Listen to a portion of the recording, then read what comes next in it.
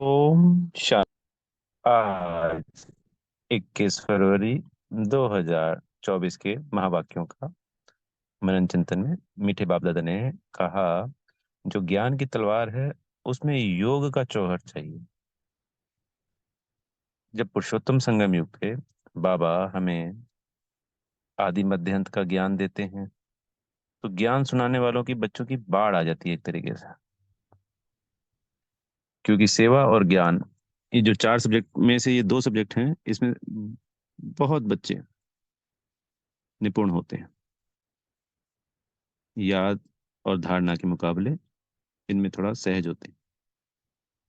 पर ज्ञान में भी ज्ञान सुनाने वाले तो बहुत सारे बच्चे हैं, पर जिसके पास जो उस तीर निशान लगता है। जैसे दिमाग में जो होता है, जिसकी अगर लग जाती है, उस तीर में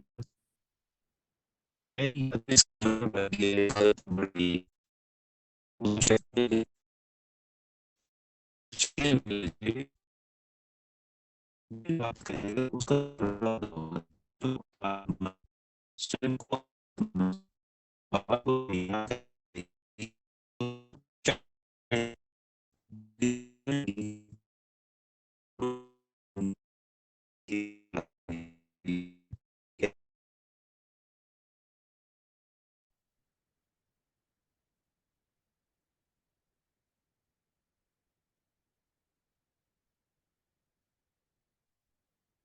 ओम शांति। आज 21 फरवरी 2024 के महावाक्यों का मनन चिंतन। मीठे बाप दादा ने कहा कि ज्ञान की तलवार के लिए योग का जौहर चाहिए। तो ज्ञान सुनाने वाले बच्चे पुरुषोत्तम संगम युग पे तो अनेकों अनेक हैं, पर तीर उसी बच्चे का लगता है जिसके पास याद का बल होता है, योग का जौहर होता है, शक्ति होती है। सर्वशक्तिवान बाबा से शक्तियां कैसे मिलती है? याद से मिलती है। तो उस आत्मा का प्रभाव, उस ज्ञान का तीर लगेगा जिसके अंदर ये याद की शक्ति होगी। तो बाबा ने आज उसी के लिए कहा कि उसका असर होगा जो बाबा को याद करेगा। जैसे जब तीर कमान चलाते हैं तो जिसकी एकाग्रता की शक्ति होती है तो उसका तीर निशाने पे लगता है। ऐसे ही ज्ञान में जिसकी एकाग्रता की शक्ति होगी, जो बाबा की याद में रहेगा, उसमें बल भरेगा और उसका तीर, ज्ञान का तीर निशाने पे लगेगा, अचूक होगा। और बाबा भी उसकी एक्स्ट्रा मदद करेगा, उसका प्रभाव निकलेगा। जैसे फूलों की खुशबू होती है, फैलती है ना, कस्तूरी होती है, कहाँ अंदर होती है और कहाँ पूरे जंगल में फैल जाती है उसकी खुशबू। ऐसे ही जो ज्ञान और योग, इसके पास योग का जौहर होगा, उस बच्चे का प्रभाव सब तरफ निकलेगा और उस ज्ञान का भी प्रभाव चारों तरफ निकलेगा। फिर बाबा ने कहा, आज है ना खुदा का पैगाम सबको देना है। तो खुदा ने क्या पैगाम दिया है हमारे बाबा ने? कि अपने को आत्मा समझ, देह अभिमान को छोड़, एक सिर्फ बाबा को याद करना है। इसी याद से हमारे सिर पर जो 63 जन्मों के विकर्मों का बोझा है वो समाप्त होगा। और संसार में कोई दूसरा तरीका है ही नहीं। आज की मुरली में बाबा ने ये भी बताया कि पतित पावनी गंगा, पर उस गंगा से तो कुछ होता नहीं। कल की मुरली में भी था, कई दिनों से बाबा लगातार कह रहे हैं। और पतित पावनी तो क्योंकि संसार के आत्माएं तो गंगा को समझते हैं। अगर उसमें स्नान करने से होता तो अब तक तो सारे पावन बन चुके होते जिन्होंने स्नान किया। बहुत सारे अनेकों पॉइंट निकलते। तो हम बच्चों को, एक एक आत्मा को ये पैगाम पहुंचाना है कि वो पैगंबर खुदा स्वयं आया हुआ है और उसने पैगाम दिया है कि स्वयं को आत्मा समझ, देह के सर संबंधों को, देह और देह के सर संबंधों को छोड़कर एक सिर्फ बाबा को ही याद करना है। इसी से 63 जन्मों के विक्रम विनाश होते हैं और मुक्ति, जीवन मुक्ति की प्राप्ति होती है। और ये कार्य सिर्फ वही बच्चे कर पाएंगे, ये मैसेज जो खुदा का है, प्रभावशाली मैसेज, जो अंतर्मुखी होंगे, अपनी आत्मिक स्थिति में स्थित होंगे, आत्मिक स्थिति का अभ्यास करेंगे, उन्हीं का प्रभाव निकलेगा और वो ही कह भी पाएंगे, क्योंकि इसके लिए भी शक्ति चाहिए। अगर प्रभाव नहीं होता तो सामने वाली आत्माएं इतनी बातें बताती हैं या इतनी बातें सुनती हैं, सुनाती हैं, कि हम अपनी बात कह ही नहीं पाते हैं। पर जब शक्तिशाली आत्मा होती है, प्रभावशाली आत्मा होती है, तो वो सहजता से उसकी बात समझ में भी आती है। बाबा भी मदद करते हैं, ज्ञान का फ्लो भी बहुत अच्छा जाता है, तीर भी लगता है। तो अंतर्मुखी बच्चा ही ये पैगाम दे सकता है। फिर बाबा ने आज बताया कि दैवी गुण कहाँ होते हैं, सिर्फ सतयुग में। क्यों होते हैं? क्योंकि हम आत्मिक स्थिति में स्थित होते हैं। आत्मा में क्या भरे हुए हैं? सतोगुणी है आत्मा, देवी गुण विद्यमान है। इसलिए बाबा बार बार कहते हैं कि अपने को आत्मा समझो। देह में क्या है? विकार हैं। ये रावण माया की दुनिया है। और रावण माया का देह ही, अब जो देह होती है वही सबसे पहला हमारा विकार उत्पन्न होता है, उसके बाद बाकी के विकार आते हैं।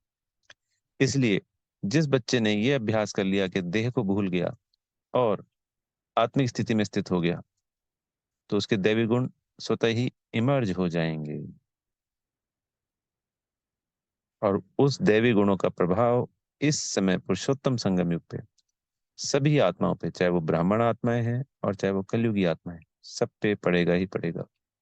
चाहे वो ज्ञान की रीति है, चाहे वो आत्मा की शक्ति के द्वारा है, चाहे वो धारणाओं के द्वारा है, चाहे वो सेवाओं के द्वारा है।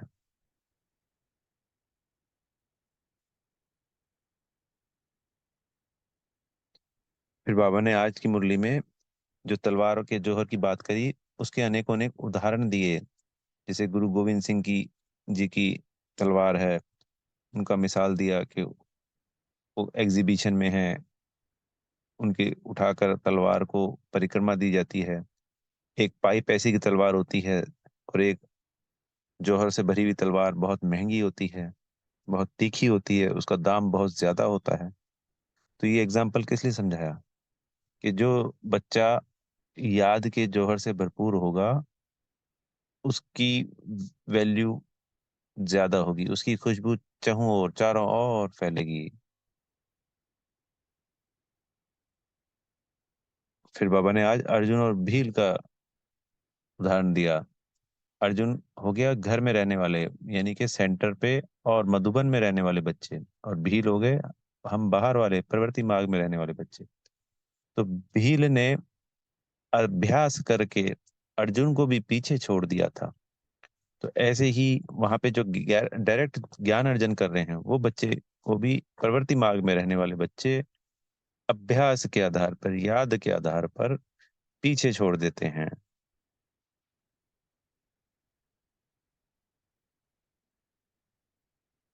क्योंकि घर गृहस्थ में रहते हुए, कर्म करते हुए, घर गृहस्थी को संभालते हुए, निमित्त इंस्ट्रूमेंट बन के बाबा का, बाबा से शक्तियां भी लेते हैं, ज्ञान योग धारणा सेवा में भी आगे जाते हैं। फिर बाबा ने आज हमको वरदान में कहा कि अशरीरीपन का अभ्यास करना है। कैसे? साक्षी हो कर्मेंद्रियों से कर्म कराना है। जैसे हम किसी दूसरी आत्मा से कर्म करवाते हैं तो हम डिटैच होते हैं, उसको इंस्ट्रक्शंस देते हैं। ऐसे ही अपने सभी स्थूल कर्मेंद्रियों से हमें कर्म कराने हैं। साक्षीपन की स्थिति में स्थित रहना है। मैं आत्मा इस शरीर के इन कर्मेंद्रियों के द्वारा ये कर्म करवा रही हूँ। मैं आत्मा कर रही नहीं हूँ, खुद नहीं करना है, करवाना है। तब हमारी साक्षीपन की स्टेज आएगी, हम अपने आप को ही स्वयं कर्म करता हुआ देख रहे हैं। और जैसे मैं हाथ से ये पानी के गिलास अपने राइट हैंड से ये पानी का गिलास उठवा रही। कोई भी काम है, मैं अपने दोनों पैरों और दोनों हाथों के द्वारा गाड़ी चलवा रही हूँ। मैं आत्मा, मैं भंडार बाबा की भंडारी में बाबा के लिए इन हाथों के द्वारा भोग बनवा रही हूँ। मैं आत्मा, ये अभ्यास हमें करते रहना है। कोई भी कर्म करेंगे तो कर्म करते करते अपनी इंद्रियों के द्वारा ये मैं करवा रही हूँ। तो ये अभ्यास दिन में कई बार करना है।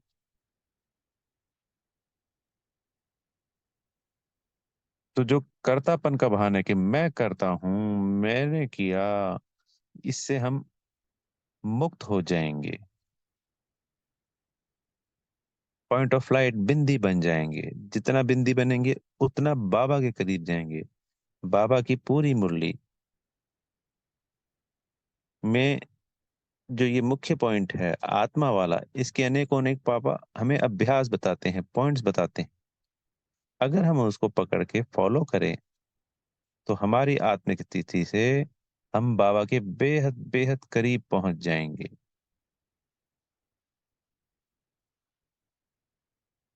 और बहुत तीव्रता से पहुंच जाएंगे। क्योंकि आत्मा का कनेक्शन किसके साथ है? सिर्फ और सिर्फ परमात्मा के साथ। फिर बाबा ने आज स्लोगन में कहा, विश्व राजन बनना है तो विश्व को सकाश देने वाले बनो। तो जो आत्मा विश्व को सकाश देती है, जितना ज्यादा, उतना ही उसका पुण्य का खाता जमा होता है और वो विश्व राजन बनती है।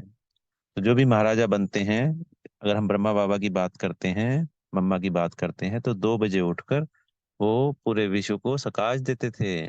2 से 3। फिर एक जगह पे एक दादी जी ने बताया था कि उनसे पूछा था कि महाराजा महारानी कैसे बन सकते हैं? तो 2 बजे उठकर बोला, सकाश देने वाला ही महाराजा महारानी बनेगा। दिन में भी हम दे सकते हैं। ये एक बात समझाने की है, ये प्रैक्टिकल एग्जाम्पल है सभी को, सभी के लिए, कि कोई भी विश्व का महाराजा महारानी बनना चाहता है, राजा रानी बनना चाहता है, तो चाहे दिन में दें चाहे शाम को दें, उसका भी है।